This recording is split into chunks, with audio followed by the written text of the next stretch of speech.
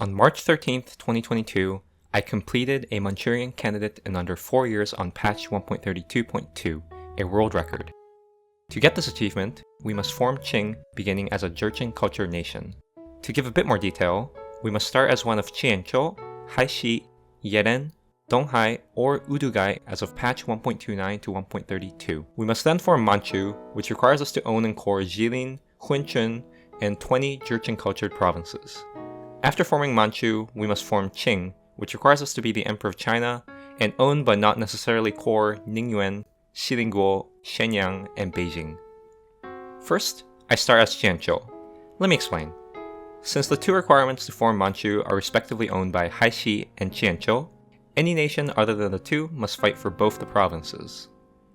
Moreover, both Haishi and Jianzhou start as Ming tributaries, so we can eliminate the other three starts because they will have to either fight Ming or rely on lucky alliances to conquer the provinces from Haishi and Jianzhou. Between the remaining two, the latter comes out ahead because it begins with a decent general, more development, and most importantly a level 3 mountain fort. This is actually a very important consideration because starting with the fort means you don't have to siege it. Let's now get to the run. Since I was a bit exhausted from previous attempts, I accept a 1 siege Buryat Band General as my start.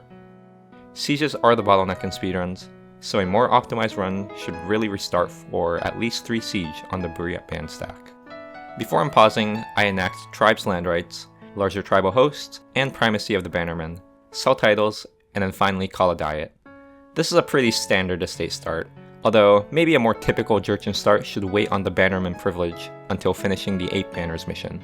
I then sell my starting light ships to Korea and send a merchant to Beijing. Finally, I hire a free company and 5 infantry regiments. It's worth mentioning that I do not get any banners. The multiplicative 50% reinforcement makes them too slow for my experience. I also ally Yeren because I don't intend to conquer them. They're really not that useful, but it's something. On December 1444, I set my rivals and then declare on Haishi, who is allied to Donghai. By co-belling Donghai, I can call in Yeren, who, by the way, gets stack whipped shortly after. Classic AI, I guess. Anyway, going back to December, I quickly stack wipe Haishi at Jilin and then march my troops north in preparation for Udugai. By the way, you can unlock a locked army by control-clicking a destination assuming you have transport ships. I use this throughout my run mostly to recover from dumb mistakes.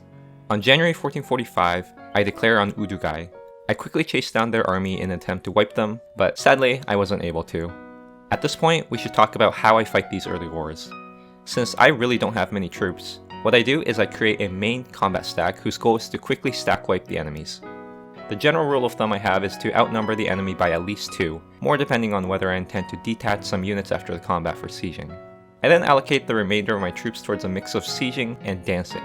The sieging role is precisely what you think, but the dancing role might be something new.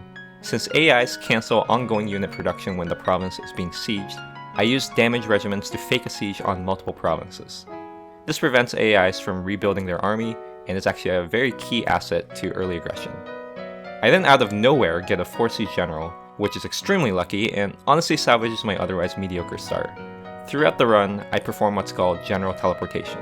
Here's the idea. I use the 4 siege general to get a siege stick on a fort and then immediately move the general to the nearest controlled province. After this movement completes, I transfer the general to a stack moving towards another fort so that I can use the 4 siege general for the siege stick there.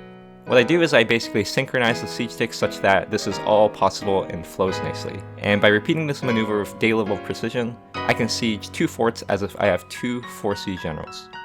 On August 1445, I finished sieging Jilin just before getting caught by Donghai. On November 1445, I full annex Udugai, giving me a CB on Korchin.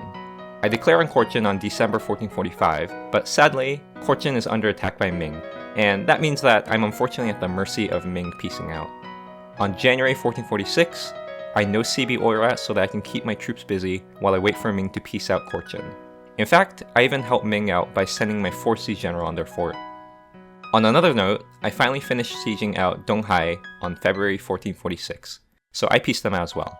I don't full annex them and instead leave them as an OPM, since they have 9k regiments that I do not want to turn into separatists. I also force vassalize them for a bit of prestige and force limit. Ming finally pieces out of Korchin on April 1446. I also embarrassingly realized that I haven't really pieced out Haishi. Oops. Well, thankfully, this did not cost me any time, so it's not a big deal.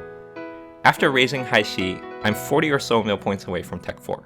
Since I didn't set mil focus day 1 and Scorched Earth fairly liberally, I think I could have gotten Tech 4 at this point with better play, allowing me to play more aggressively against Oirat. On July 1446, Ming breaks Tributary. AI overlords will break Tributary with you if their trust falls below 30. Every time you pay tribute, you gain 1 trust, and every time you reject tribute, you lose 15 trust. So in my game, I rejected the tribute on 1444 and 1445, putting my trust at 20. This saves me a stab hit from breaking tribute myself, which frankly doesn't matter in the speedrun. It's nevertheless useful knowledge that I want to share. That being said, I still cannot declare on Ming because I'm still Tech 3. Since I know I will be able to tech up on September, I declare on Ming towards the end of August 1446 after hiring a lot of mercs. Even with a tech advantage, winning the Ming War swiftly is still a very challenging task because of their sheer size. I have to siege many level 2 forts, all while fending off enemy doom stacks. And since I declare on Ming so early, their mandate is still very high, and I therefore cannot even use the Bypass the Great Wall mission. Here, I should point out my spy network. You gain up to 20% siege ability, scaled linearly, on nations based on your current spy network on them, which is something.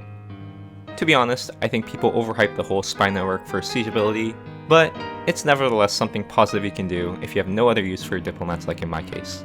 Using it against a big nation like Ming is certainly pretty productive.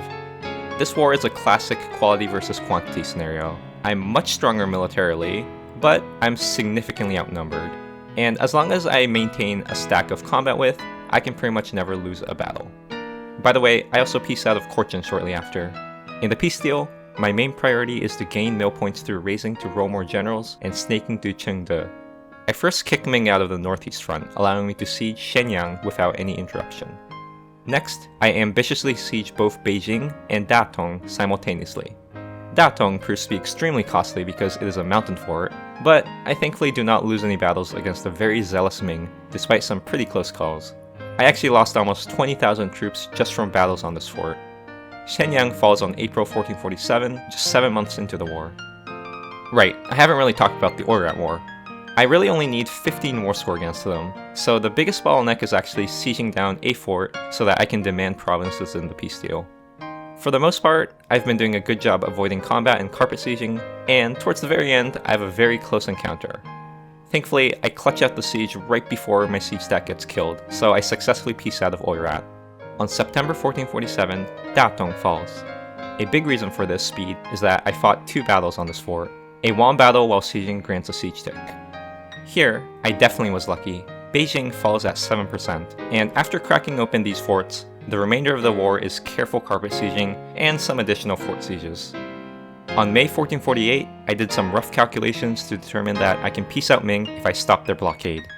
I suicide my navy because there's a 1-day period where boats cannot blockade right after battle, so my intent is to peace out during that 1 blockade-free day. After looking at the precise war enthusiasm modifiers, I calculate that July 1448 is when I should retreat from the naval battle. And finally, I peace Ming out on July 1st, 1448. I did panic a bit when I remembered that Beijing needs to be stated, but of course I can just return Chengde.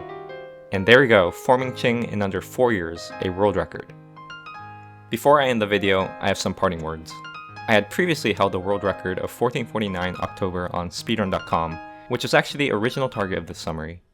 For better or for worse though, Pagoose took out my record with a 1449 March run recently, and since I didn't want a former world record explained video, I scrapped my existing footage, script, and edits, and instead grinded out the run to reclaim the record first. Thankfully, I was able to release this video before the record gets broken again. In all seriousness though, competition in EU4 speedrunning is rare because everyone has their own preferred rule set. I really appreciate Pagoose's run because my run took a lot of inspiration from his run, such as the Yeren Alliance and the specific Mongolia peace deal. We also brainstormed a bit together, so this is all fun, friendly competition.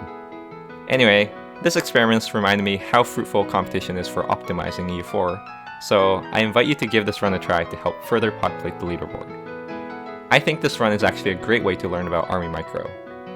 I'd also like to shout out M. Sparta and Nostek, who respectively taught me about army unlocking via Control-Click and general teleportation. This is actually a nice segue to advertise my Discord. A lot of deep EU4 theory crafting goes on in my server, so if that interests you, come join. I grinded out this run enough to get a pretty optimized run in terms of both RNG and execution. I was still pretty sloppy with general teleportation micro, and obviously I had some poor combat and siege rolls here and there. That being said, I don't see any major time saves or improvements on the run. Finally, I want to mention that this is my second edited video. My first one was the Prince of Egypt video, where I emphasized the nation cycling trick instead of my actual run. In this video, I do the exact opposite in focusing on summarizing my actual run, while resisting the urge to go on long tangents. This also has to do with the fact that the routing for this run is pretty straightforward. I've intentionally chosen to cover these two runs so that I can try two contrasting styles and approaches to video production. And over the next few videos, I'll keep iterating to see what really clicks best for me.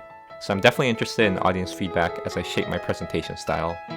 I encourage you to be on the lookout for community polls that I plan to open, soliciting for opinions on what run to explain next. At the time of releasing this video, I opened a poll with 1536 Venice to Rome on very hard, 1474 Mongol Empire formation, 1508 True Heir of Timur starting at Sistan, or Alchiringa Rainbow Cult Emperor of China Holy Roman Empire Pope as my options for the next XYZ explained video.